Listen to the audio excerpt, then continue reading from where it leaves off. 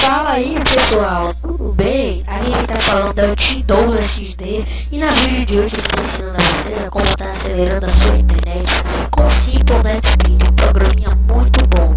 Só que se você tiver o Windows 7, dá uma errinha e aparece que ele não é compatível. Mas hoje eu vou ensinar vocês a tirar esse erro. O Simple Net Speed, eu vou deixar ele, vai estar upado no 4 char, e vocês vão estar clicando para fazer o download e vão estar instalando ele. Beleza? Eu não vou ensinar a instalar, porque senão a vídeo vai ficar muito longa e essa vídeo tem que ser um pouco rápida, beleza? Então vamos lá. Depois de instalado, você abre ele. Ele vai pedir permissão pro administrador, se não sim. Aí essa barrinha aqui, a primeira, a Multi-Override Speed, você vai colocar ela em 1000. Aí você coloca aqui no pé de 1000. Depois essa multiplica aqui é a multiplicação da velocidade. Você coloca em 8. Dá um lá. Dá ok, coisa. Mas no seu não vai dar, porque vai dar um erro, beleza? Aí o que você vai fazer?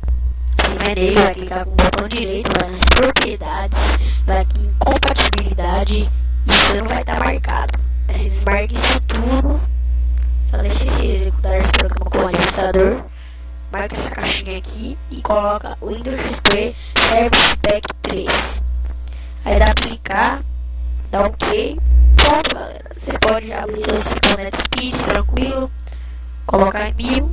Tá? Vou fazer aqui de novo para vocês. Velocidade de net sempre devida. Colocar aqui, tá? E aqui em 8 no máximo. E abre. Ok? E coisa. Pronto, pessoal. Quando você abrir a sua internet, você vai ter uma diferença muito grande, porque vai estar atingindo uma velocidade arrasadora, vai estar muito rápido. Vamos abrir aqui e é pesado, beleza? Vamos abrir aqui tá Globo, beleza? Não sei. Demora pra caramba pra carregar. Então vamos esperar aqui.